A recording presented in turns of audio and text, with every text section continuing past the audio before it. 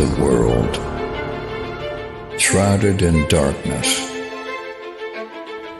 The darkness we see is not merely the absence of light, but a profound shadow cast by the weight of human sin, a separation from the light of God. Yet, in the midst of this darkness, a Savior emerges, Jesus Christ, the light of life, stepping into our brokenness to bring salvation. Selamat bergabung di komunitas The Power of Love dan nikmati penjelasan dari hambanya yang menyampaikan firman Tuhan hari ini. Dan jangan lupa subscribe, like, komen, dan share. Terima kasih. Oke, terima kasih buat kesempatannya. Saya ambil firman Tuhan dari Mazmur 28 ayat 7. Mazmur 28 ayat 7. Saya bacakan, Tuhan adalah kekuatanku dan perisaiku, kepadanya hatiku percaya. Aku tertolong, sebab itu beria-ria hatiku, dan dengan nyanyianku aku bersyukur kepadanya. Seminggu yang lalu, saya bersama grup pensiunan yang ada yang sudah 20 tahun pensiun. Kami diundang oleh salah seorang mantan murid kami yang sudah berhasil mengajak kami, ayo Bapak Ibu guru-guruku dulu. Saya berikan kesempatan untuk bertemu, kita ke Ancol, kami jemput di BLK Cijantung. Saya semuanya yang bayar, sampai pulang saya semua yang bayar. Semua arena di sana gratis, makan gratis semuanya, aku yang bayar katanya. Satu yang saya rasakan di situ, wow luar biasa. Satu, aku bisa bertemu dengan teman-teman yang dari dulu sudah 32 tahun saya ngajar, bertemu kembali semua di sana. Kalau soal ke Ancol mah, udah sering kita bawa tamu-tamu kita dari kampung ke sana ya. Tapi pertemuannya itu loh yang paling saya rasakan, nikmati. Begitu bahagianya saya tanya anak-anak saya, Mama boleh pergi nggak nak? Bersedia kalian jaga Bapak? Siap, Mak. Mama juga perlu hiburan. Nah gitu ya. Jadi pergilah kami ke sana menikmati keberhasilan siswa kami yang telah mampu membiayai kami. Luar biasa Engkau Tuhan dalam hati saya, ya. Luar biasa Engkau Tuhan memberi penyertaan-Mu kepada kami. Saya terbayang selama 32 tahun, dari tahun 91 saya lewati Jalan Raya Bogor, berangkat pagi pulang sore, berangkat pagi pulang sore, tak pernah ada gangguan, tak pernah ada kecelakaan yang saya alami. Selalu aman-aman saja, walaupun setiap pagi ngos-ngosan ya mempersiapkan makanan baru berangkat seperti itu ya. Mulai dari gadis lah, terus anak 3, waduh semuanya bisa terlewati dengan baik. Ini semua kalau bukan karena Tuhan, nggak akan bisa saya lalui semua. Apalagi dulu anak saya bisa dikatakan agak rapat ya. Setahun satu, namanya juga umur juga udah ini ya. Terus 2 tahun kemudian lahir lagi, 2 tahun kemudian lahir lagi. Wow, mana cari pembantu susahnya luar biasa. Terkadang kami bawa satu-satu, kebetulan suami saya juga guru, dia bawa satu anak saya bawa lagi satu. Ini kerepotan-kerepotan seperti ini, saya bayangkan sekarang, wow, bisa kami lewati semuanya gitu ya, dengan luar biasa. Dan sampai saat ini anak-anak kami juga sudah berhasil lagi, semua udah kerja. Luar biasa Engkau Tuhan, pikir saya gitu ya. Jadi hatiku sungguh beria-ria, walaupun situasi sekarang Tuhan izinkan lagi seperti ini. Kalau bukan karena Tuhan, kami tidak kuat menghadapi ini. Hanya Tuhanlah kekuatan kami. Nah gitu ya. Jadi di satu pihak Tuhan berikan sukacita, di pihak lain Tuhan tidak membiarkan kita, tidak membiarkan kami terlena dalam kenyamanan kami. Oh anakku, kamu harus dibentuk lagi. Nah gitu, harus dibentuk lagi untuk lebih lagi menjadi berkenan di hadapanku, kata Tuhan. Ya, kami amini itu semua dan kami jalani dengan sukacita dan dengan penuh rasa syukur tadi dikatakannya. Jadi memang terkadang orang mungkin melihat ya, Bu Nelly ini mikir nggak sih suaminya sakit gitu ya. Mungkin ada orang berpikir begitu.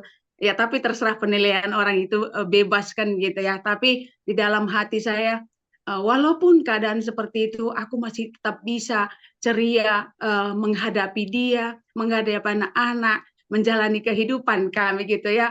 Dalam hati saya suatu saat indah akan pada waktunya gitu ya. Tuhan akan berikan lagi kesempatan kepada kami untuk menikmati kebahagiaan seperti dulu gitu. Nah, jadi inilah yang saya rasakan, penyertaan Tuhan di dalam kehidupan keluarga kami. Apalagi sekarang ini sudah 3 bulan kami mengambil perawat, sudah pindah yang pertama, sekarang udah yang baru ini sudah ada seminggu. Bisa kami lebih dekat lagi dengan dia, kan kebetulan lagi keluarganya, bapaknya dulu Muslim, terus menikah dengan mamanya, ditarik mamanya jadi Muslim.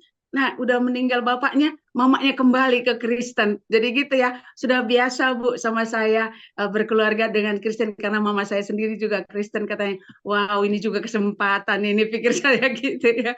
Jadi kami semakin akrab. Baru seminggu nih gantinya ini ya. Jadi inilah kesaksian saya sangat bersyukur atas semua rancangan-rancangan Tuhan dalam kehidupan keluarga kami. Terima kasih Bu Tiar. Ya, puji Tuhan, kita semua menikmati kasih setia dan penyertaan Tuhan kita Yesus Kristus yang luar biasa ya dalam kehidupan. Dua hal yang saat ini saya boleh saksikan. Yang pertama, dalam proses pemulihan ini yang saya alami dalam beberapa minggu ini, saya bersyukur waktu tanggal 11 ya yang lalu saya harus kontrol. Sekarang ternyata kan banyak rumah sakit yang membuat aplikasi online ya. Jadi ceritanya kalau mau daftar, kontrol atau apa, ternyata sudah harus melalui online gitu. Konsekuensinya kalau kita nggak melalui online, kita akan diurut di nomor belakang. Apalagi BPJS ya, gitu, Bapak Ibu. Ya kami juga karena ini anak-anak masih balita, baru mau 4 tahun, kembar 2, jadi kita juga cari orang yang bisa bantu lah, karena nggak bisa dibawa ke rumah sakit, tentunya harus ini gitu. Dan ke anak-anak ini kan namanya anak-anak kadang-kadang ada yang cocok-cocokan ya, si A kayaknya kurang cocok nih anak-anak gitu, ke si B ya dia lebih cocok. Jadi bersyukur waktu itu karena sekalipun baru kita belum tahu nih anak-anak cocok apa enggak, ya udah kita bawa aja ke rumah sakit tapi nggak masuk ke dalam. Begitu ya, sampai di pendaftaran ternyata tadi harus wajib online dan saya ternyata belum juga didaftarkan oleh petugas waktu itu. Saya kira dia sudah daftarkan saya secara online gitu. Akhirnya saya kebagian nanti ya Pak setelah jam 12 katanya. Setelah jam 12 lah itu. Oh ya kita nurut aja. Sementara kami sudah datang pagi gitu dengan anak-anak, kita juga bingung ini gimana anak-anak nanti kalau terlalu lama nunggu gitu ya. Akhirnya kami coba bertanya lagi ke petugas yang lain di pendaftaran. Ya puji Tuhan ada kesempatan untuk dia bisa bantu ya. Oh ya udah Pak katanya. Singkat cerita saya diberikan kesempatan sama seperti yang sudah mendaftar online lah gitu. Jadi saya tidak harus menunggu di atas jam 12 sehingga anak-anak juga kita bingung ya. Di rumah sakit kebetulan memang ada tempat taman bermain anak-anak. Itu satu hal yang saya rasakan sebagai pertolongan Tuhan, campur tangan Tuhan sehingga nggak perlu lagi lama-lama di rumah sakit gitu ya. Walaupun prosedurnya memang seperti itu sebenarnya prosedurnya wajib online. Yang kedua, bersyukur juga sama Tuhan. Terima kasih juga buat Bapak Ibu sekalian yang terus mendukung keluarga kami dalam doa. Mama saya sudah beberapa, ya ada hampir 2 minggu juga, itu bicaranya sudah sangat jelas. Amin. Puji Tuhan. Sudah sangat jelas.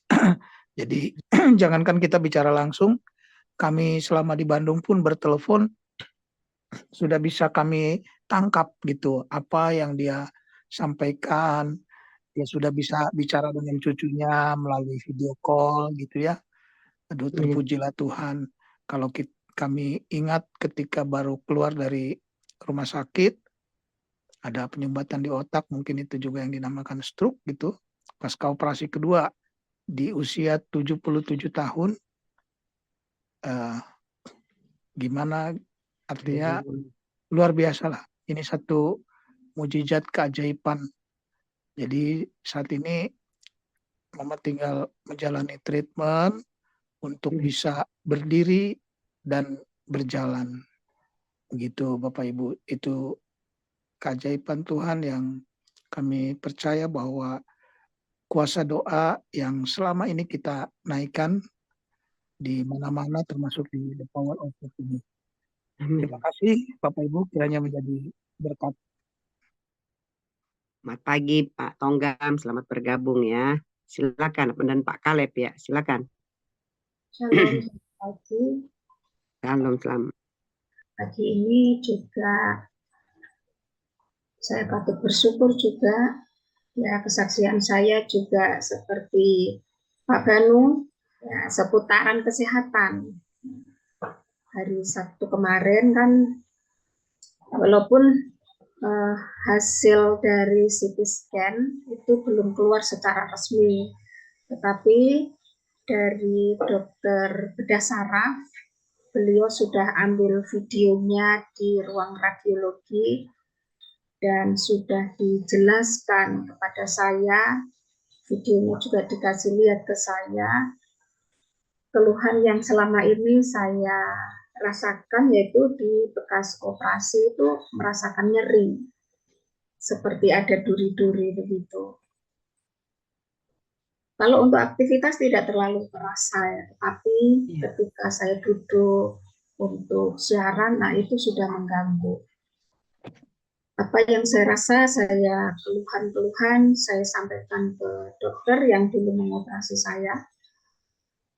Dan hari Sabtu kemarin, lagi-lagi kesabaran saya juga diuji, yang sebenarnya dokter jadwalnya jam 11, tetapi sekitar jam 1 baru datang ke rumah sakit.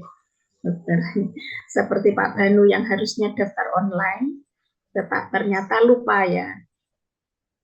Jadi memang sekarang ini BPJS memang ada aplikasi pendaftaran online. Kemudian aplikasi-aplikasi yang terhubung di rumah sakit itu satu dengan yang lain, misalnya dokter saraf, dokter bedah saraf dengan dokter rehab medik itu terhubung satu dengan yang lain. Dengan farmasi itu terhubung langsung ke BPJS Kesehatan. Seperti itu. Nah, dokter yang menjelaskan, puji Tuhan, semua yang kemarin dipasang pen, yang tadinya dokter juga khawatir takutnya ada pen atau skrup yang bergeser, ternyata itu semua tidak terjadi. Kemudian rongga-rongga di sebelah kanan, puji Tuhan juga sudah mulai pulih. Amin. Namun ada sedikit yang menjadi gangguan, itu rongga di sebelah kiri mengalami penyempitan. Terus dokter sarankan tidak melalui operasi lagi, tetapi disuntik, kan bilang begitu. Nah, saya sampaikan bahwa jauh-jauh hari suami sudah melarang untuk dilakukan apapun kecuali terapi dan obat. Di sini yang saya ambil imannya bahwa prosesnya memang cukup lama ya. Dari tanggal 21 Januari 2022 saya dioperasi. Kemudian prosesnya kurang lebih 2 tahun. 2 tahun baru mengalami pemulihan yang tadinya di sebelah kanan mengalami kalau jalan harus diseret-seret kaki. Sekarang ya puji Tuhan sudah mulai membaik, dokter berkata begitu. Hanya sekarang sebelah kiri lagi yang harus diperbaiki. Dan saya hanya begini sudah dok, saya melalui terapi saja saya gitu. Dan itu juga semuanya tidak terlepas dari doa-doa Bapak Ibu yang tergabung di The Power of Love, doa-doa keluarga, doa-doa teman-teman yang lain. Luar biasa bahwa seperti Ibu Tiar bilang tadi, jawaban Tuhan itu tidak cepat dan tidak lambat. Itu yang saya alami ya. Dan saya juga terus memohon dukungan doanya supaya pemulihan demi pemulihan juga boleh saya alami. Terima kasih. Saya katakan ya, pengalaman yang sangat panjang, baik waktu saya masih muda sampai sekarang ini. Jadi pelajaran yang nggak pernah habis-habisnya, dan juga pencapaian juga yang nggak bisa habis-habisnya. Saya kira bahwa sudah tercapai, ternyata belum juga, kayak orang naik tangga ya. Masih terus, kok nggak sampai-sampai gitu. Nah itu yang kita sebut di dalam Alkitab itu adalah the power of give thanks ya. Kekuatan atau kuasa mengucap syukur. Nah, di dalam 1 Tesalonika 5 ayat 18 dikatakan ya, mengucap syukurlah atas segala sesuatu karena itulah yang dikehendaki oleh Tuhan di dalam Yesus Kristus Tuhan kita. Nah, mengapa saya katakan bahwa ayat ini sampai saat ini sangat penting gitu ya, bahkan nggak habis-habisnya gitu ya, semakin dalam. Karena udah baik sejak saya muda dipanggil Tuhan sampai saat ini, selalu saja ada sesuatu yang tidak sesuai dengan harapan kita, gitu ya. Nah itu yang ingin saya tekankan, selalu saja ada sesuatu yang tidak sesuai dengan harapan kita. Nah, ini selalu mengusik ya, baik dari hal apapun. Baik itu oleh mungkin keterbatasan kita yang dilihat orang, atau juga dari perbuatan orang lain. Nah, yang menariknya, ternyata Tuhan juga ikut campur di situ, gitu ya. Tuhan juga ikut campur sehingga kita sendiri, ya kadang merasa kok belum juga sih Tuhan ya, kok lama banget, gitu ya. Syukur kalau Ibu Lydia Lalang tadi mengatakan bahwa Tuhan itu tidak terlalu cepat dan juga tidak terlambat, gitu kan? Ya, kalau memang sudah mau ending bisa menerimanya, kita bilang gitu. Tapi kalau masih belum juga, kapan ya Tuhan ya? Nah, kira-kira kan gitu ya. Kelihatannya ini sudah nggak kuat ini. Nah, ya itu kan saudara tahu persis, bukan karena masalah uang, masalah kehidupan, apa saja, selalu ada timbul. Nah, saya teringat kembali, selalu diingatkan oleh Tuhan selalu pada satu kejadian ya.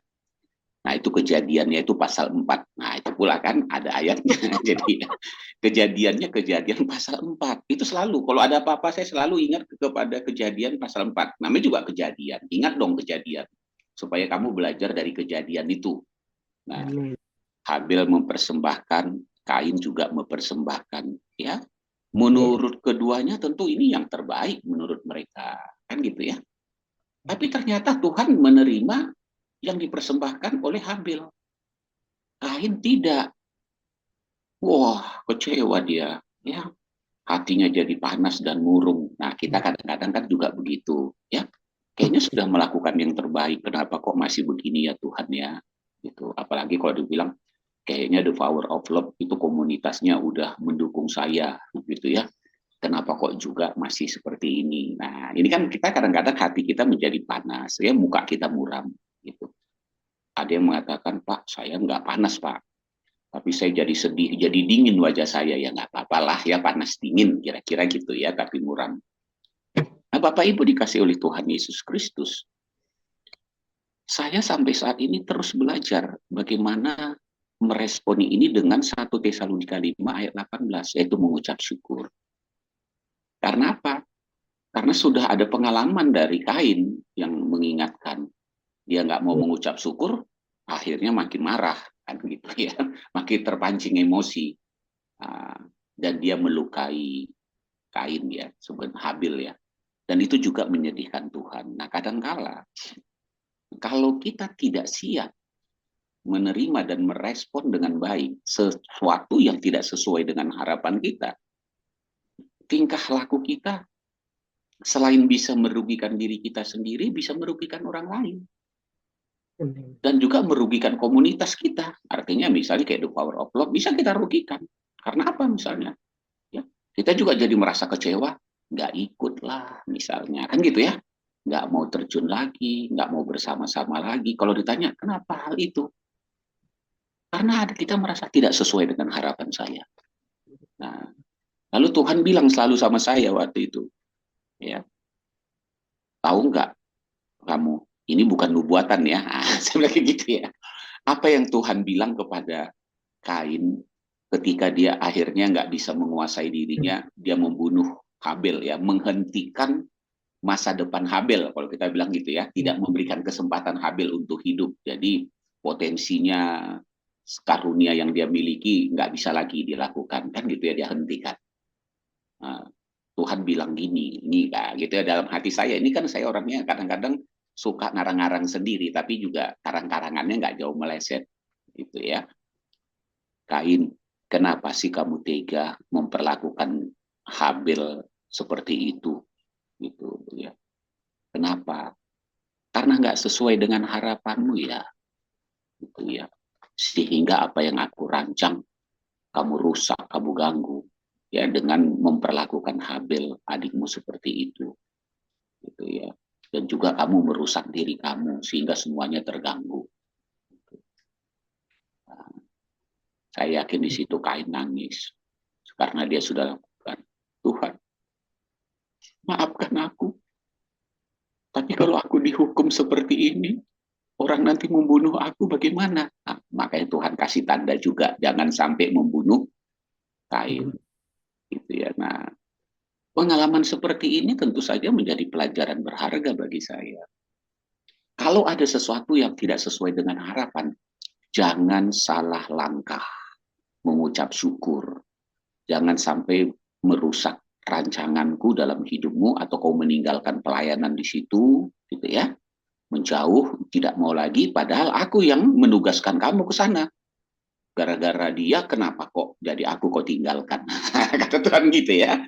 Masa gara-gara Ibu Nelly manggut-manggut, dia nggak pernah tidur, dia bangun terus, kamu ya jadinya meninggalkan aku. Ya kalau memang urusan dengan Ibu Nelly, selesaikanlah dengan Ibu Nelly. Jangan dikaitkan dengan aku, kata Tuhan. Jangan sampai meninggalkan ya kepercayaan aku, tugas yang kuberikan kepadamu, walaupun itu kecil, kan gitu. Jadi kita kadang-kadang kalau ngambek nih nggak bisa ngucap syukur, Tuhan yang sedih karena Tuhan yang kita tinggalin jadinya, betul kan? Bukannya saya tinggalin Ibu Nelly sebenarnya, misalnya marah, nggak mau ketemu Ibu Nelly, kalau mau ketemu Ibu Nelly nggak diam aja, buang muka aja. Nah, Tuhan sebenarnya yang kita lakukan, Tuhan bilang kan nggak boleh begitu, gitu ya. Nggak boleh, kamu harus ramah, bisa mengampuni. Tetapi respon kamu jadi aku jadi korban, gitu. Nah, Bapak Ibu yang dikasih oleh Tuhan Yesus Kristus, ya. Sampai saat ini saya banyak melihat dan mengalami hal itu, gitu ya. Dan saya banyak mengingatkan orang, ya sudah, kalau tidak sesuai dengan harapanmu oleh karena perbuatan mereka atau siapapun, jangan ya mengakibatkan kamu ya meninggalkan Tuhan, gitu ya. yang Tuhan sudah sangat mengasihi dan mempercayakan kamu dengan karunia, talenta, berkat, supaya ikut berperan terus. Gitu. Jadi sabar saja, sukacita saja, tetap berdoa saja, dan mengucap syukur. Nah, kira-kira begitu ya. Lakukan terus. Amin. Saya berdoa bahwa kita semua di sini tetap bisa mengucap syukur dan tetap melakukan apa yang Tuhan percayakan kepada kita. Gitu ya. Walau apapun yang terjadi. Jika aku hidup, kata Rasul Paulus, aku hidup untuk Tuhan. Jika aku mati untuk Tuhan. Bukan untuk istri, bukan untuk suami atau anak-anak. Ya, saya ulang, mengapa Tuhan istri saya, suami saya, anak-anak saya? Jangan begitu ya. Tuhan, jadilah kehendak-Mu. Ya, pasti yang terbaik dari Tuhan selalu diberikan kepada kita, walaupun kita tidak mengerti. Kan nggak mesti harus mengerti. Ya, kalau harus mengerti, Tuhan bilang memang harus mengerti dulu, nak. Ya, baru kamu melakukannya. Coba lakukanlah dengan setia, sekalipun kamu tidak mengerti. Ya, Tuhan Yesus memberkati ya. Amin. Ya, wow, luar biasa ya. Makasih hambanya yang sudah berbagi buat kita, bersaksi, dan juga mengingatkan kita ya. Ya tadi, kalau seperti anak, saya pernah sama Bu Lydia sharingnya gini, kadang-kadang memang kita seperti itu. Contoh nih, anak kita, anak yang paling besar sama nomor 2 yang berantem, nggak cakapan sama mamanya gitu ya. Kayak gitulah kita sama Tuhan. Yang dibilang dokter Saud tadi. Jadi kita udah gitu bilang gini, maafkan saya ya, katanya. Kata mamanya gini, salahnya apa? Oh, kamu yang berantem, kamu kan sama adik kamu. Nah, mestinya yang kamu bereskan dengan adik kamu, karena nah, saya cerita begitu ya, sering sama Bu Lydia. Iya ya, kata Bu Lydia Lalak, ya kita sering begitu, ya kan? Nah, jadi kita yang nggak musuhan, ada masalah, ngambeknya sama Tuhan. Kata Tuhan, salah gua apa? Berdamai sana.